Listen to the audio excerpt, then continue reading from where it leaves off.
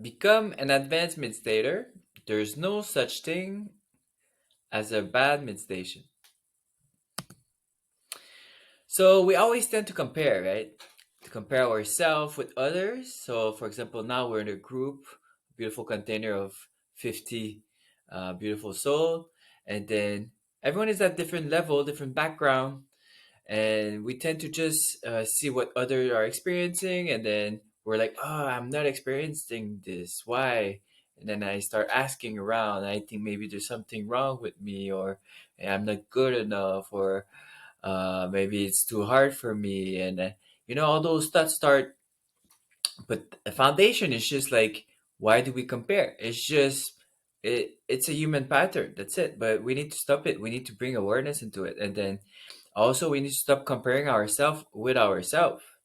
So, for example, if I have a wonderful meditation, and then I have all those insights and then downloads, and I see many things, I connect with beings, and then the next one, I don't have such a mystical experience. Well, I'm gonna tend to directly start comparing and then saying, "Oh, the first one was better than the second one." But it's like comparing an orange with an apple, right? It's just two different meditation, two different style, two different lessons, uh, and yeah, we shouldn't compare. It's all different learning lessons. They're all part of the journey. We need to assess all facet of God, all facet of ourselves. So we need to have all type of meditation.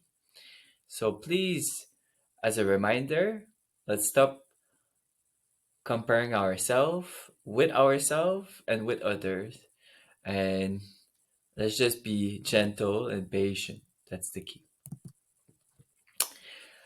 Another thing, right, is to avoid expectation.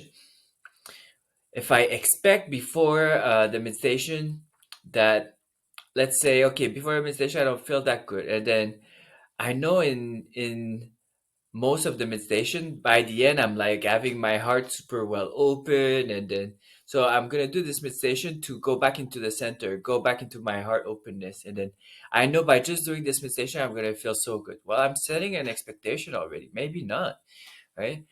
By setting expectation, I'm putting so much pressure, uh so much controlling, right? I'm not surrendering, I'm not relaxed. I almost like stay in the known, and the beauty only come from the unknown, right? So to go in the unknown, we need to always remove expectation, any kind of expectation, right? So we can set an intention, and our intention should be to just show up for the best that we can for ourselves and for the collective, right? I want to share with you an experience I had at Joe Dispenza retreat. So that was like, I think, my third retreat in Joe Dispenza Cartagena. And after like 2 3 days, I was getting very very tired, exhausting. We meditate like 3 times per day, a total of like maybe 4 to 5 hours of meditation per day plus lecture. It's from like 6 a.m. to 8 p.m. It's very tiring for 6 days in a row. On the third day, I was processing so much emotion, like as you're feeling now in this challenge, like fractal currents pulsating, rashes, pimple popping out, everything is transmuting, and we're not sleeping much. We have to wake up like at 4:30 a.m. every morning. There's even one morning we wake up like at 3 a.m. or something like that. So one morning I was exhausted, just totally exhausted, and we had to show up there at 6 a.m. for a walking meditation on the beach. And I was like not able to get out of bed. It took me everything. And by the time I get out of bed, I show up there, I'm 20 minutes late. Everyone started already. So I go and I put my headset and then I do this meditation, and I'm like, ugh, the whole time, like, I should have stayed in bed. I should have stayed in bed. And then I do this meditation and I walk, right? And then he's guiding you to become this elevate energy, but everything that you are embodied now in your energy and walking it's the opposite, right? It's like the whole time you're like, oh, this is not working, this is never gonna work, like what am I doing, I don't know what's going on. And then all those self-talk only leads you to a place where you're like, it's just better to give up and restart another time.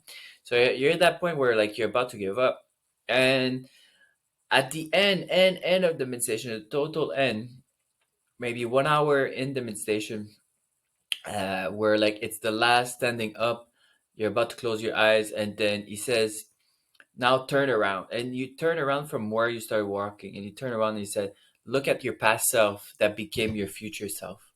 And at that moment I realized, wow, this has been my whole life process of just showing up, right? And then I was still feeling, I was still feeling like not really my best, but I was feeling so much better than when I started an hour earlier. And the biggest lesson there was, I just need to show up for myself.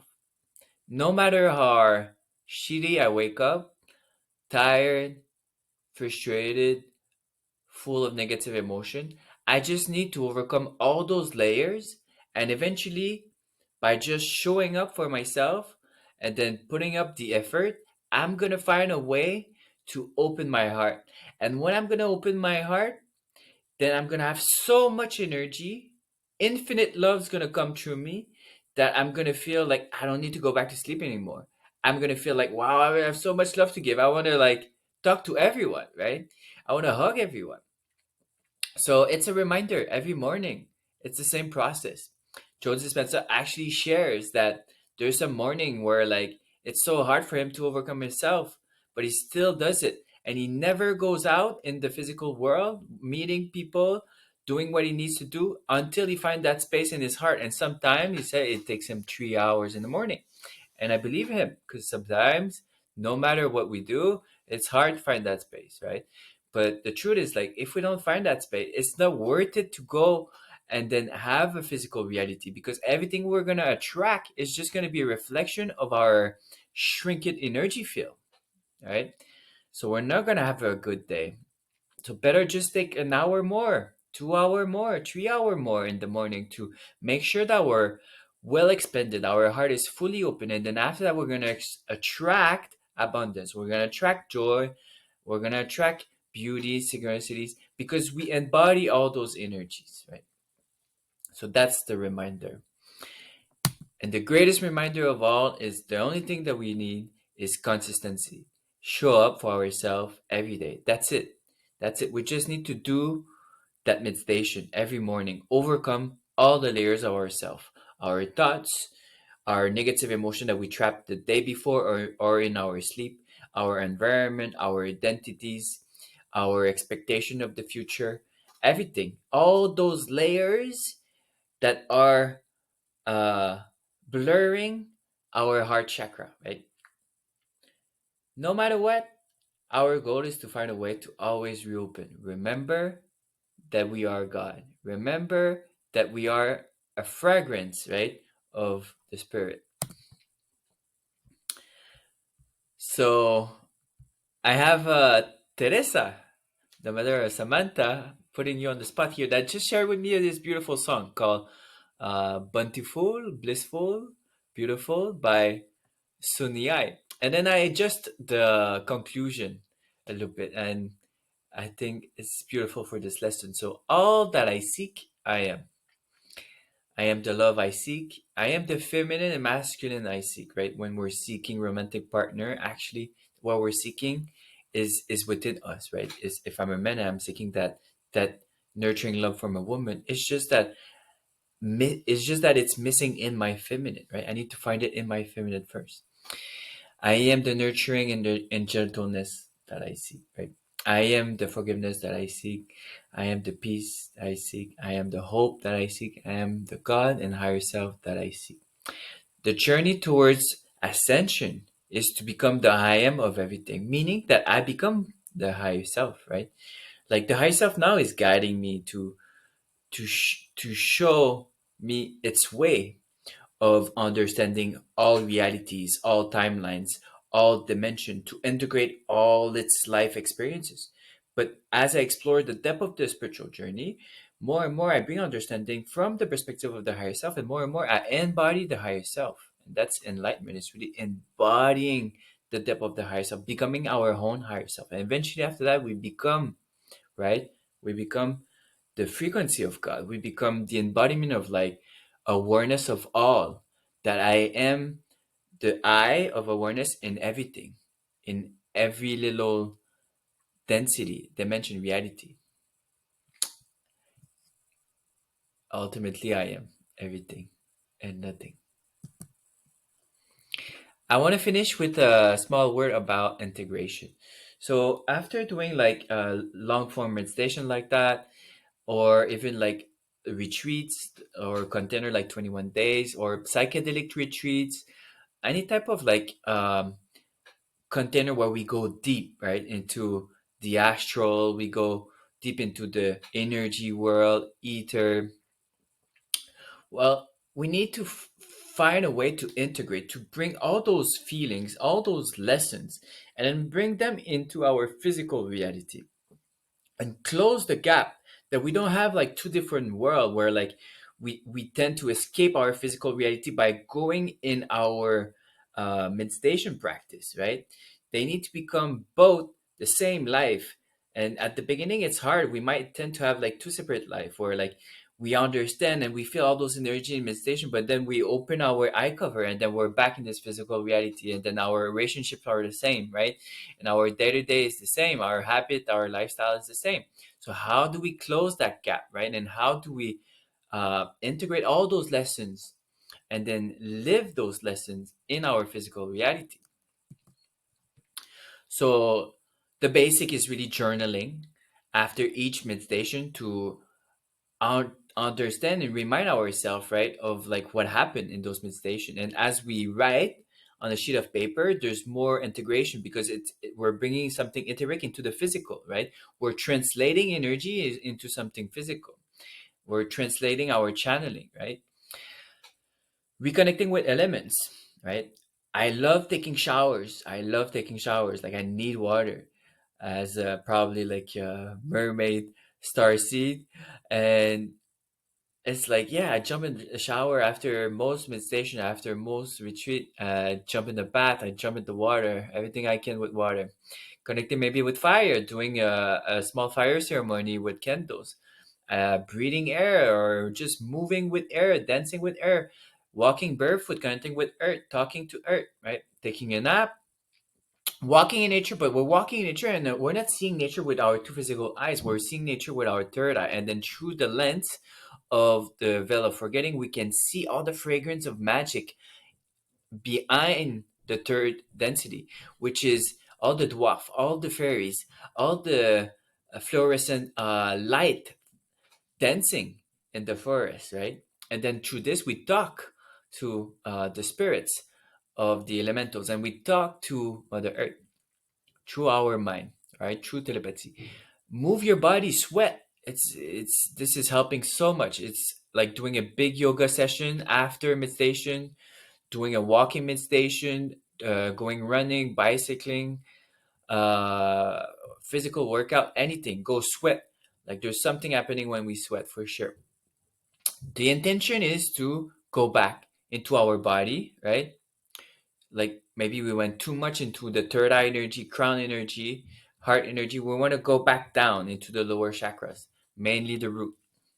Okay, bring back our energy. Like where attention goes, energy goes. So as we do all those exercise, we bring more energy in our feet, legs, root chakra. That's the intention. And the last two tricks I want to leave you with, the best integration is to have the conversation. There's an insight that happens most of the time. It's always linked to a relationship. It's either a relationship with yourself or a relationship with others, which can be the same, right? Because we're all one, we're all a reflection. But it is important to have the conversation right away, because like if we don't have the conversation right after the meditation, when we are ready, we receive the insight, we're gonna lose it, and then we lose the momentum, and then we're like, oh yeah, later, and we never really do it. And sometimes they can be very fierce conversation. It's hard to have in one-on-one. So maybe you want to write a letter on paper. Maybe you want to write an email. Maybe that's going to be the first step to break the ice towards this bigger conversation that you want to do. And the way they do to have those right conversation is just to ask the other person, hey, Can we have a space where we have like a transparent conversation? I've been wanting to do this. And then the best setting is to have the person in front of each other, but not with a table, because the table in between is less, it's just creating separation. The best is actually sitting on the floor, because there's something happening. Like naturally, we feel more grounded, more present. Maybe with a cup of tea or something. If you can, just sit on a chair, but don't put something in between to separate. Subconsciously, it can protect the other person, right?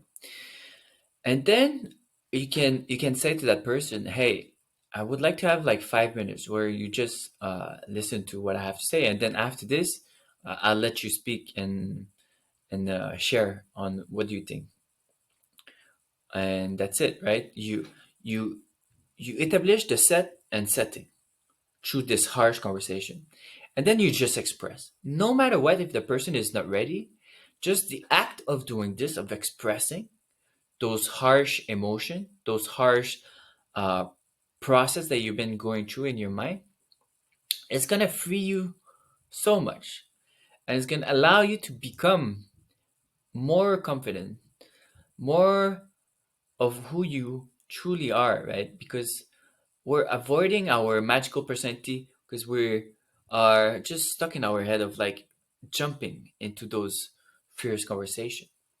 So have those fierce conversation, and then the second thing is be a living meditation. And the best trick to be a living meditation is to start doing mini meditation here and there during the day. So I build lifestyle meditation. You have access in the course. Please try them. Please practice them. So quick 15 meditation as you wake up, create creating coherence in your heart and in your brain. Before going to sleep, 15 minutes. As you're eating, I did the eating meditation today. It was so wonderful, right? It's reminders all the time. As there's new one coming out. I did one for brushing your teeth. 5 minutes brushing your teeth, looking at yourself. All those moments where like there's nothing else that we can do to just be in our mind, but instead, why don't we use this time to go back into coherence, go back into presence, and then create by sending the thoughts of our manifestation, right? As we are doing those daily things. So explore walking meditation, very important. Also, you can check on YouTube, Joe Dispenza walking meditation. But yeah, we need to become a living meditation. So practice this. Thank you so much for your time. Thank you so much for this challenge. Thank you so much for showing up for yourself. Thank you. Thank you.